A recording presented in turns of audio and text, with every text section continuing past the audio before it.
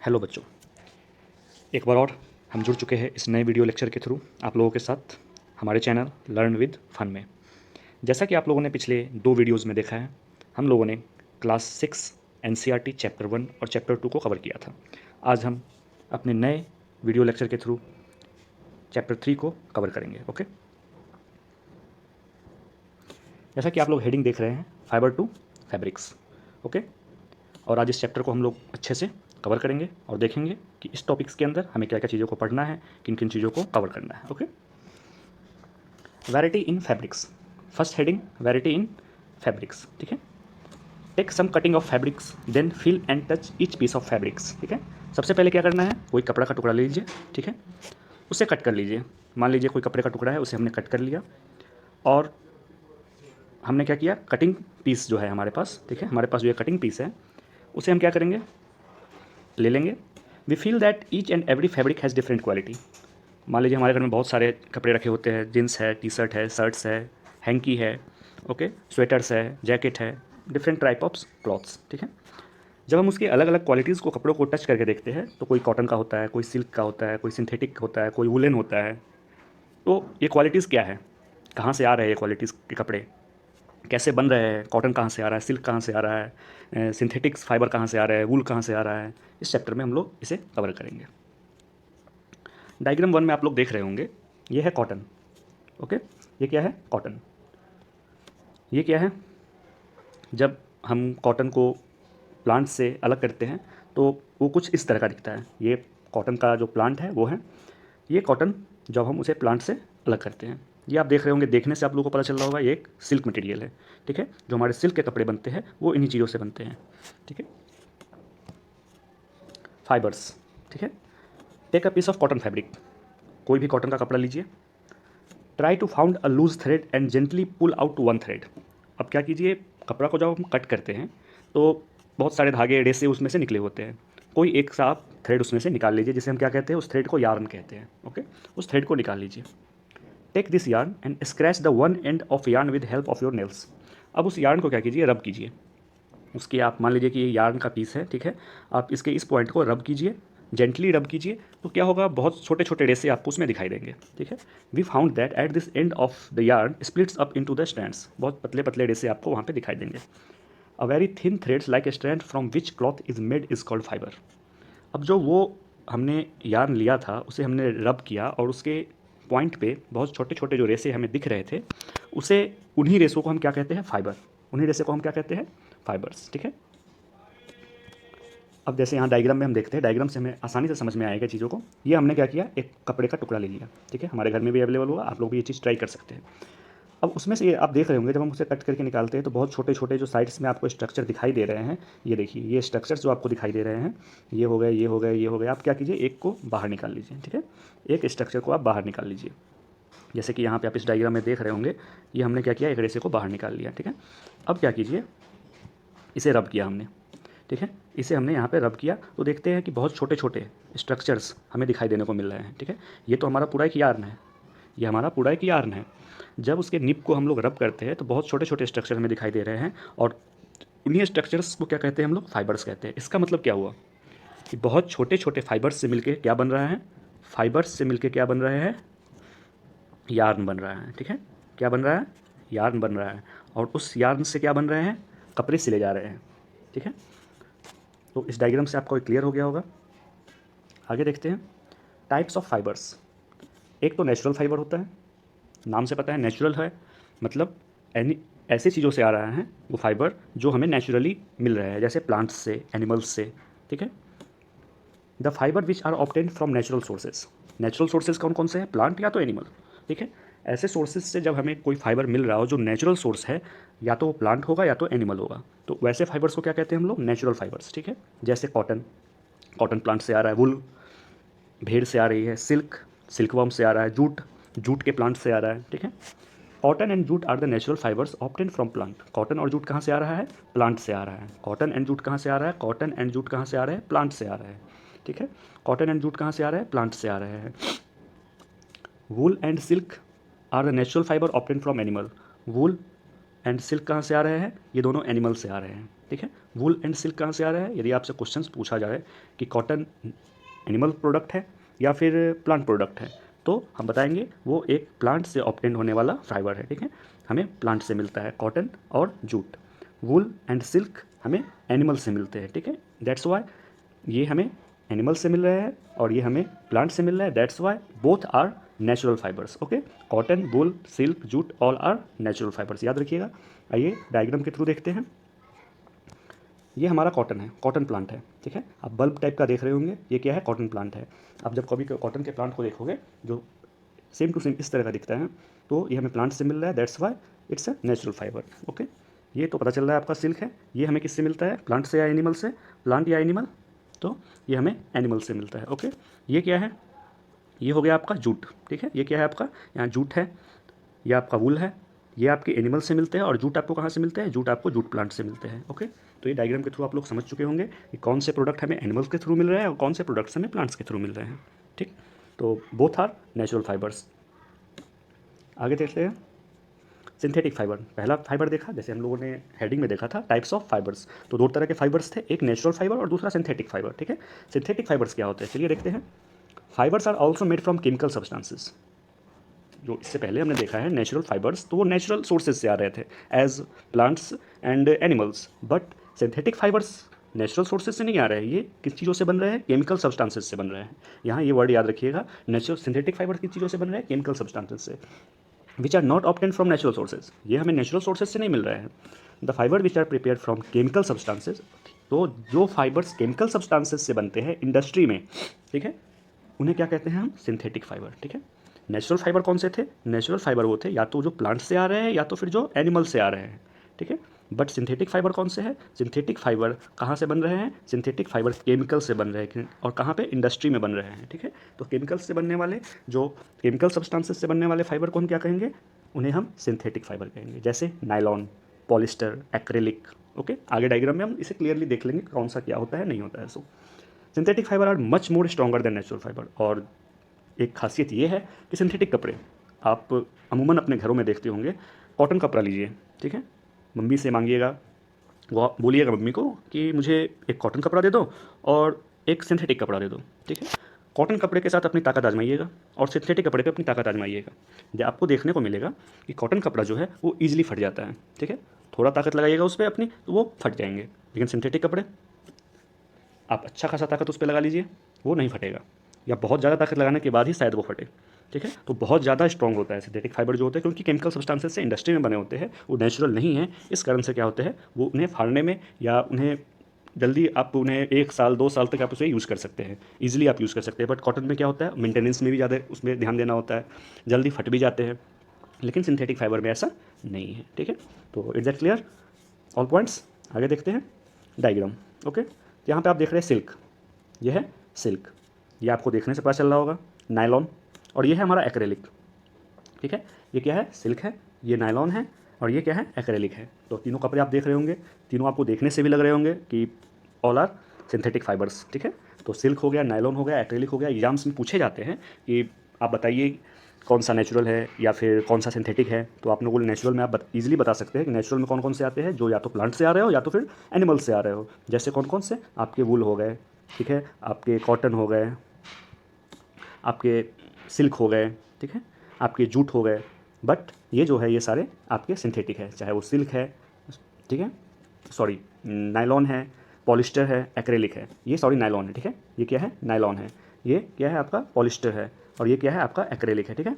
तो इस तरह से आपके सिंथेटिक फाइबर्स और नेचुरल फाइबर दोनों के डिफरेंसेस क्लियर हो गए, ओके। आगे चलते हैं कॉटन। अब हम देखेंगे एक एक फाइबर्स को, जो इंपॉर्टेंस हमें इस क्लासेस में पढ़ने हैं उन्हें हम डीपली देखेंगे, ठीक है।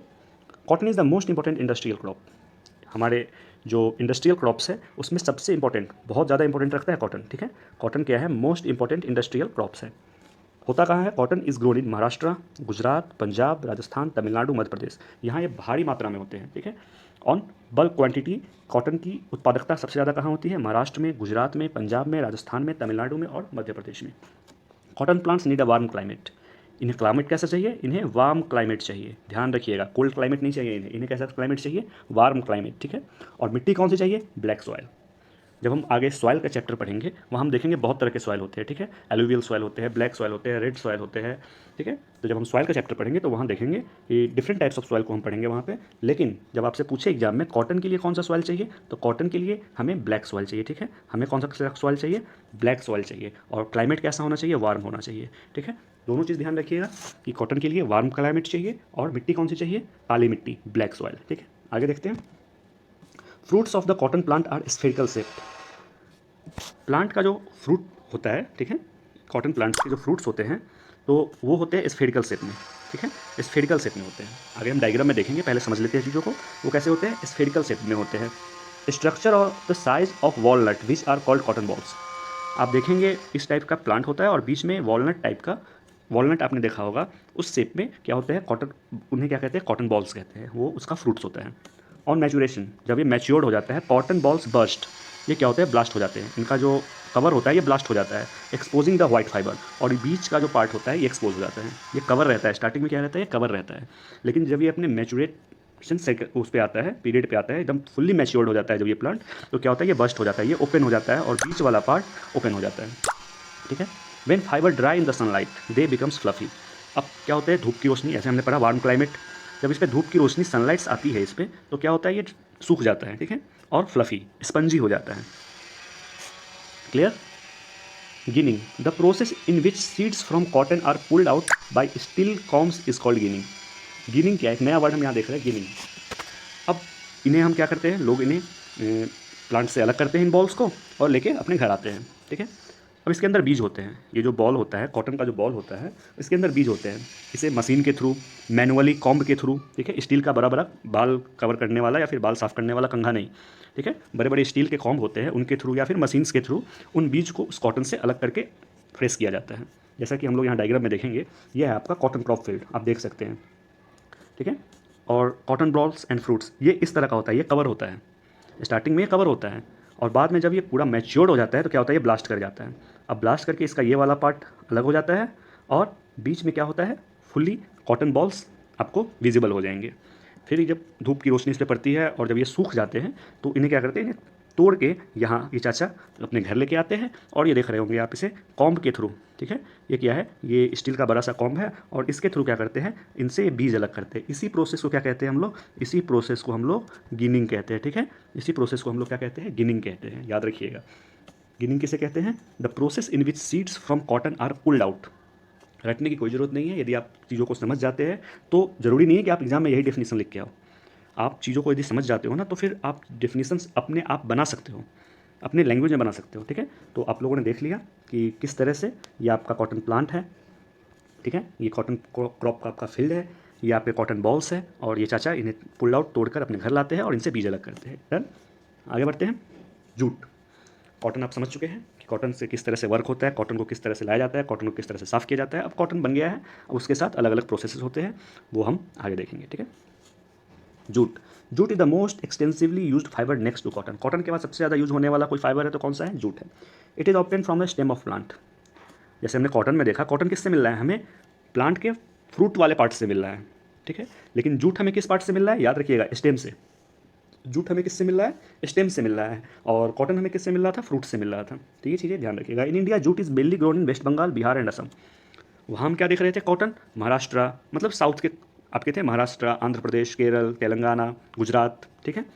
लेकिन जूट कहाँ हो रहा है, वेस्ट बंगाल, बिहार, असम, हैवली, ठीक है। मेनली ग्रो कहाँ हो रहे हैं ये लोग, वेस्ट बंगाल, बिहार, असम, ठीक है। जूट कहाँ पे है आपके, West Bengal, Bihar and Assam. Jute plant are cut at the time of flowering stage. जब ये फूल देने वाले होते हैं, जूट का मान लीजिए ये प्लांट है, ठीक है, ये जूट का प्लांट है, और जब ये फ्लावर देने वाला होता है तो इस प्लांट को क्या किया जाता है, कट कर लिया जाता है, ठीक है। लोग जाते हैं और उसे कट करके ले आते हैं। The cut plants are grouped at different places in the field for a few days when most of the leaves dry up and fall. अब इसे तोड़ के ले आए, ये मान लीजिए पेड़ है, जूट के प्लांट को हम तोड़ के ले आए और इन्हें क्या करते हैं, खाली फील्ड में इन्हें बिछा देते हैं और जब तक ये सूख ना जाए। सूख के क्या होते हैं, इनके सारे पत्ते इनसे क्या होते हैं, अलग हो जाते हैं, ठीक है। उसके बाद ये लोग क्या करते हैं, the bundle are made to sink in the stagnant water of the pond for a few days. अब सारे पत्ते अलग हो गए, फ्लावरिंग के स्टेज पे हमने तोड़ लिया था, फ्लावर हमने इस पर लगने नहीं दिया था, सारे पत्तों को हमने सुखा के अलग कर दिया। अब रह क्या गया इसमें, ये वाला पार्ट, ठीक है। अब रह क्या गया इसमें, ओनली ये वाला पार्ट, ठीक है, स्टेम। अब इस स्टेम को क्या करते हैं हम लोग, किसी तालाब में या फिर कहीं गड्ढे में बहुत सारा पानी भर के ये लोग रखते हैं और क्या करते हैं, सारे स्टेम को ला के उसमें डाल देते हैं। Fibre is extracted from retted jute by hand with jerk and pulls. ये लोग फिर उसके बाद क्या करते हैं, अब उतने दिन जो पानी में रहता है तो क्या होता है, पानी को एब्जॉर्ब कर लेता है, ठीक है। उसके स्टेम क्या करते हैं, पानी को एब्जॉर्ब कर लेते हैं। उसके बाद ये लोग कुछ दिनों बाद इसे निकालते हैं और अपने हाथों के थ्रू, ठीक है, उनसे क्या करते हैं, जूट को अलग करते हैं, एक एक रेसे को अलग करते हैं उनके स्टेम से, ठीक है। डायग्राम के थ्रू देखिए, आप लोग को ईजिली समझ में आएगा। यहाँ देखिए, ये है हमारा जूट का प्लांट, ठीक है। आप देख रहे हैं लंबा लंबा प्लांट है, इस पर पत्ते लगे हुए हैं ढेर सारे, ठीक है। इसके बाद ये लोग क्या करते हैं, इसको तोड़ के और फिर फील्ड में सूखने के लिए छोड़ देते हैं। सूखने के लिए छोड़ने पे क्या होता है, सारे पत्ते जो इसके हैं सारे सूख के अलग हो जाते हैं और ये फिर कुछ इस तरह का दिखाई देता है, ठीक है। ये कुछ फिर हमें इस तरह का दिखाई देता है, ओनली स्टेम। पत्ते अलग हो गए तो सिर्फ स्टेम बचेंगे इनमें। तो ये जो स्टेम होते हैं इनको ये क्या करते हैं, इनकी गट्ठी बना के और इसे पानी में कुछ दिनों के लिए छोड़ देते हैं। इसके बाद क्या करते हैं ये लोग, इसके बाद ये लोग इस स्टेम को निकाल के लाते हैं और उससे क्या करते हैं, आप यहाँ देख रहे होंगे, एक एक रेसे निकाल के इस स्टेम से अलग करते हैं, वही हमारा जूट है, ठीक है। आप यहाँ देख रहे होंगे, ये औरत यहाँ से रेसे निकाल रही है और यहाँ इकट्ठे करते जा रही है, ठीक है। तो इस तरह से क्या होते हैं, हमें जूट मिल जाते हैं जूट प्लांट से। तो आप लोगों ने पूरा प्रोसेस देख लिया, किस तरह से जूट की खेती होती है, किस तरह से कॉटन की खेती होती है। आगे बढ़ते हैं, प्रोसेस ऑफ स्पिनिंग। अगला हेडिंग है हमारा प्रोसेस ऑफ स्पिनिंग, ठीक है। The process of making yarn from fibre is called spinning. अब जो यार्न है, इससे जो फाइबर हम लोगों ने पहले स्लाइड में देखा था, हम लोगों ने फर्स्ट स्लाइड में क्या देखा था, हमने एक कपड़े का टुकड़ा लिया, ठीक है, उससे यार्न अलग किया, उसे रब किया तो उसके ढेर सारे, उसके निब के पास हमें छोटे छोटे रेसे दिखाई दिए और उन फाइबर्स, उनको जब हम लोगों ने निकाला तो देखा कि वो फाइबर्स है, ठीक है। तो यार्न फ्रॉम फाइबर, अब यार्न से जो फाइबर बनते हैं, the making yarn from fibre, sorry, fibres से जो यार्न बनते हैं इसको क्या कहते हैं, स्पिनिंग कहते हैं, ठीक है। Process of making yarn from fibre is called spinning. In this process fibres from a mass of cotton wool are drawn out and twisted. बहुत, या तो आप कॉटन का ले लीजिए, आप वूल का ले लीजिए, ठीक है, किसी भी चीज़ का ढेर सारा फाइबर लेके, मास, बहुत सारा फाइबर हम लोग लेते हैं किसी भी चीज़ का, कॉटन का हो, वूल का हो, किसी भी चीज़ का, और उसे क्या करते हैं, ट्विस्टेड, मतलब उसे हम लोग जोड़ते हैं। A simple device use for spinning is a hand spindle also called takli, ठीक है। और इस स्पिनिंग का जो प्रोसेस होता है, इसमें जो हमें जो इक्विपमेंट हम यूज़ करते हैं उन फाइबर्स को जोड़ने के लिए, उसको यार्न में कन्वर्ट करने के लिए, वो इक्विपमेंट क्या कहलाता है, टकली। आगे डायग्राम हम लोग देखेंगे होता क्या है, दिखता कैसा है। Another hand operated device is used for spinning is चरखा। गांधी जी यूज़ करते थे, गांधी जी भी यही काम करते थे, ठीक है। वो क्या करते थे, फाइबर्स के थ्रू आप वो चरखे से यार्न बनाते थे और फिर उनसे कपड़े बनाते थे, ठीक है। तो ये दोनों जो है, टकली भी है, ये भी एक हैंडमेड प्रोसेस है, ठीक है, हैंड ऑपरेटेड डिवाइस है, और चरखा है, ये भी एक हैंड ऑपरेटेड डिवाइस है। Spinning of yarn on a large scale is done with the help of spinning machine. अब लार्ज स्केल पे यदि स्पिनिंग करना है, लार्ज स्केल पे कपड़े बनाने हैं आजकल के समय में, तो वो तो हैंड से पॉसिबल है नहीं, कि हैंड ऑपरेटेड डिवाइस से, टकली या चरखे से तो पॉसिबल है नहीं। तो इसके लिए आजकल क्या किया जाता है, मशीन का भी यूज़ हम करते हैं। After spinning yarn are used for making fabrics, ठीक है। स्पिनिंग यार्न बन गया, अब उस यार्न से हम लोग क्या करते हैं, अलग अलग तरह के कपड़े बनाते हैं, ओके। आगे देखते हैं डायग्राम में, ये देखिए आप लोग, ये है टकली, ठीक है। फैब्रिक्स, फाइबर लिए और फाइबर से क्या करते हैं हम लोग, यार्न बनाते हैं, ठीक है। चरखे के थ्रू भी हम लोग यार्न बनाते हैं और यहाँ मशीन के थ्रू भी स्पिनिंग का काम करके हम लोग यार्न बनाते हैं, क्योंकि कपड़े तो यार्न से ही बनने हैं। तो ये दोनों क्या है, हैंड ऑपरेटेड, ये दोनों क्या है, हैंड ऑपरेटेड है। तो यहाँ पे हम बल्क क्वांटिटी में, भारी मात्रा में हम लोग चीज़ों को नहीं बना पाते हैं, लेकिन इसके थ्रू क्या हो रहा है, आजकल भारी मात्रा में यार्न बन रहे हैं और उनसे फिर कपड़े बने जा रहे हैं, ठीक है। तो आप लोगों ने स्पिनिंग का पूरा प्रोसेस समझ लिया, डायग्राम्स के थ्रू समझने में चीज़ों को आसानी होती है, इसलिए मैंने आपको, देख लीजिए, यही है टकली नामक डिवाइस, ठीक है। ये है हमारा चरखा और ये है हमारा मशीन। तीनों का यूज़ किस लिए किया जा रहा है, स्पिनिंग के लिए किया जा रहा है। आगे बढ़ते हैं, weaving. There are many way by which fabrics are made from yarn. बहुत अलग अलग तरीके हैं जिससे फैब्रिक से यार्न बनते हैं। The process of making fabrics और cloth by arranging yarns at right angle to them is called weaving. अब हमने फाइबर्स से यार्न तो बना लिया, अब यार्न से क्या बनेंगे, कपड़े बनेंगे, ठीक है। उसको तो हम लोगों ने, जब हम लोग फैब्रिक्स से या फाइबर्स से हमने यार्न बनाया है, तो उस प्रोसेस को हमने क्या कहा है, स्पिनिंग कहा है। अब हम लोग क्या करेंगे, इस यार्न से कपड़े बनाएंगे, इस यार्न से क्या होगा, कपड़े बनाएंगे, ठीक है। इस यार्न से हम लोग क्या करेंगे, कपड़े बनाएंगे, क्लॉथ्स, ठीक है। इस प्रोसेस को क्या कहते हैं, weaving. The process of making fabrics और cloth by arranging yarn at right angle to them is called weaving, ठीक है। The weaving of yarn to make fabric is done using looms. Weaving, yarn से जो कपड़े बनते हैं, fabrics बनते हैं, ठीक है, इस प्रोसेस को तो वीविंग कहते हैं, लेकिन ये होता कैसे है, लूम्स के थ्रू, ठीक है। लूम्स क्या है, device for making fabrics by weaving yarn और थ्रेड इज कॉल्ड लूम, ठीक है। जैसे हम लोगों ने पिछले स्लाइड में देखा है, टकली देखा है, चरखा देखा है, बड़े बड़े मशीन देखे हैं जिसके थ्रू हम लोग फाइबर्स से यार्न बना रहे थे। वैसे ही यहाँ यार्न से जो क्लोथ्स बनेंगे, फैब्रिक्स बनेंगे, उसके लिए कौन सा डिवाइस यूज हो रहा है? लूम्स। ठीक है, there are two types of loom. Loom भी दो तरह के होते हैं, एक हैंडलूम होता है, एक पावर लूम होता है। वहाँ भी हम लोगों ने दो देखा, एक हैंड ऑपरेटेड देखा, एक मशीन देखा। ठीक है, तो हैंड वाले में क्या था, बल्क क्वांटिटी में चीज़ें नहीं बन सकती थी, यार्न हम बल्क क्वांटिटी में नहीं बना सकते थे, लेकिन मशीन के थ्रू आजकल के टाइम में बल्क क्वांटिटी में यार्न बन रहे हैं। लूम्स में भी वैसे ही है, एक हैंडलूम है जिसे हम हाथ से बनाते हैं, हाथ से वीविंग करते हैं, और एक पावर लूम है जो मशीन वीविंग करके हमें देते हैं। तो हैंडलूम तो बन रहे हैं, लेकिन उतनी ज़्यादा क्वांटिटी में इसकी कॉस्टिंग भी हाई होती है हैंडलूम्स के प्रोडक्ट्स की, आप देखते होंगे मार्केट में। और पावर लूम से क्या होता है, बल्क क्वांटिटी में चीज़ें बनती भी है और ये हमें सस्ता भी पड़ता है।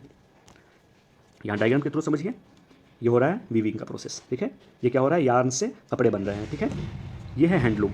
हैंडलूम भी आज हो रहा है हमारे यहाँ, बहुत सारे कपड़े आप मार्केट में देखते होंगे, साड़ी हो गए, डिजाइनर सॉल्स हो गए, डिजाइनर कपड़े हो गए, हैंडलूम के थ्रू बन रहे हैं। लेकिन इसकी कॉस्टिंग क्या होती है, हाई होती है, क्योंकि इस पर मैन वर्क लग रहा है, मैन लेबर लग रहा है। ठीक है, मैन लेबर लगने के कारण इसकी कॉस्टिंग हाई होती है। और ये है पावर लूम, यहाँ भी यार्न से कपड़े बन रहे हैं, लेकिन इसकी कॉस्टिंग क्या होती है, कम होती है, क्योंकि यहाँ मशीन से वर्क हो रहा है, यहाँ मैन लेबर उतना नहीं है जितना कि यहाँ है। ठीक है, आगे चलते हैं।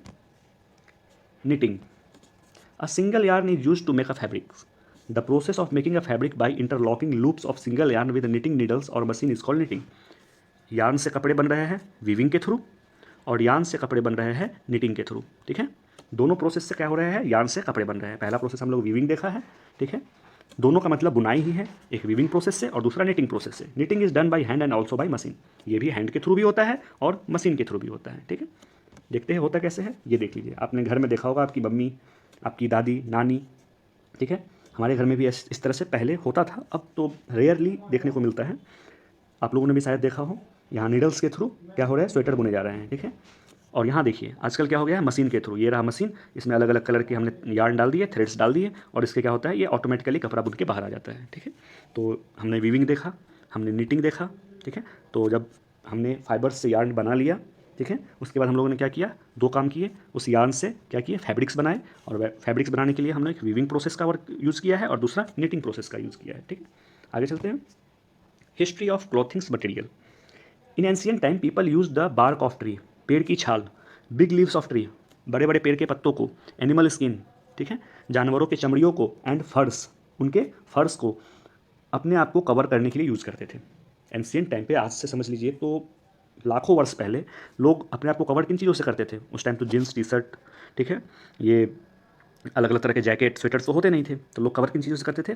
बड़े बड़े पत्तों को यूज़ करते थे, पेड़ों की छालों को यूज़ करते थे, जानवरों की चमड़ियों को यूज़ करते थे, उनके फर्स को यूज़ करते थे, जो उनके रेसे लोए होते हैं, जिससे वुल का जो स्किन होता है, उस तरह से।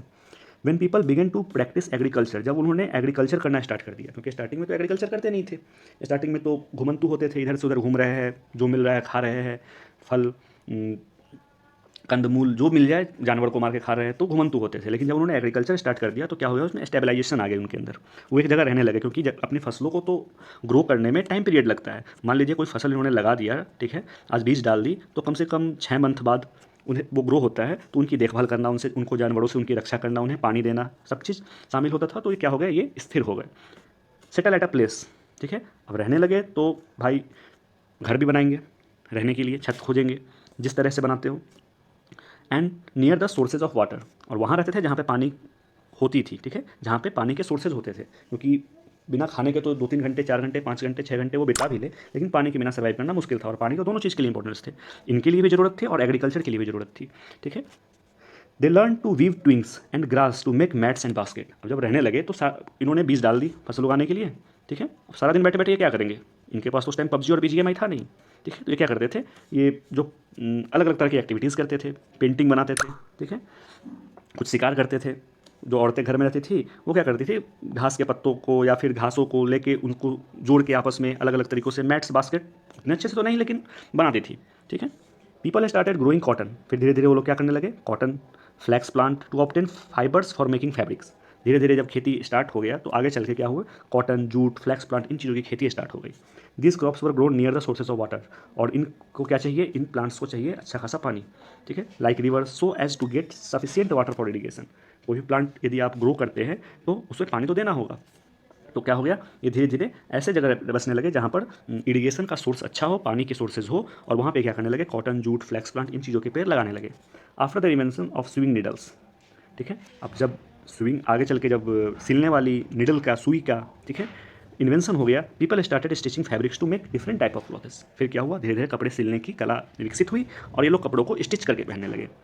The clothes use to be hand stitched but the sewing machine are use for the quick stitching of cloth. आगे चल के सिलने वाली मशीन की खोज हो गई, फिर वो लोग जल्दी जल्दी चीज़ों को सिलने लगे, समय बचता था, ज़्यादा कपड़े सिल पाते थे ये लोग, अलग अलग डिज़ाइन बना पाते थे ये लोग। तो इस तरह से हम लोग देखते हैं हिस्ट्री ऑफ क्लॉथिंग मटेरियल्स, किस तरह से चीज़ें डेवलप्ड हुई, किस चीज़ तरह से लोगों को कपड़े मिले, ठीक है। तो आप यहाँ देख पा रहे हैं, इस चीज़ों को समझ गए होंगे। एक छोटा सा डायग्राम और आप लोग देख लीजिए। स्टार्टिंग में देखिए, मान लीजिए ये मैं हूँ, स्टार्टिंग में पत्ते पहन रहा हूँ, ठीक है। उसके बाद क्या हुआ, जानवरों के छाल पहन रहा हूँ, लेकिन जब कपड़ों की खोज हो गई तो हम लोग क्या पहनने लगे, कपड़े पहनने लगे। ये देखिए, पहले हम लोग इस टाइप के होते थे, उसके बाद हम लोग कपड़ों, पत्तों के छाल, जानवरों के छाल पहनने लगे, फिर ये जीन्स टी शर्ट आ गई, फिर ये सेल्फी वाली दीदी आ गई। तो किस तरह से कपड़ों का इवोल्यूशन हो रहा आप लोग देख रहे होंगे, कहाँ से कहाँ हम लोग पहुँच गए। पहले क्या थे और अब क्या पहन रहे हैं, पहले क्या ये लोग पहन रही थी, अब क्या पहन रही हैं, इन चीज़ें, ठीक है। तो कपड़े कितनी ज़्यादा यहाँ डिफ्रेंसिएशन हमें देखने को मिल रही है, चीज़ें कहाँ से कहाँ बदली है और किस तरह से बदली है, हम इन सारी चीज़ों को समझ चुके हैं। तो इस तरह से हम लोगों ने इस चैप्टर में बहुत सारी चीज़ों को देखा, जैसे कि सबसे पहले तो हम लोगों ने देखा फैब्रिक्स, ठीक है, उससे फाइबर्स, ठीक है, फाइबर्स से यार्न कैसे बन रहे हैं, यार्न से क्लॉथ्स कैसे बन रहे हैं, ये आपसे फाइबर्स डिफरेंट टाइप के कहाँ से रहे हैं, कॉटन कहाँ से आ रहे हैं, जूट कहाँ से आ रहे हैं, ओके। उसके बाद सिल्क कहाँ से आ रहे हैं, सिंथेटिक फाइबर्स कहाँ से आ रहे हैं, किस तरह से इनकी सिलाई हो रही है, किस तरह से इनकी बुनाई हो रही है, और किस तरह से आज हम लोग जो कपड़े पहन रहे हैं वो किस तरह से बने और किस तरह से हम इन्हें यूज़ कर रहे हैं। इन सारी चीज़ों को हम लोगों ने इस वीडियो में कवर कर लिया है और इसी के साथ आपका ये चैप्टर कंप्लीट होता है, ठीक है। तो thanks for watching my video, last में यही कहना चाहूँगा। और please like this video, share this video and subscribe my channel. Thanks. फिर मिलते हैं एक नए वीडियो के साथ नेक्स्ट वीक। तब तक के लिए okay, goodbye, see you again.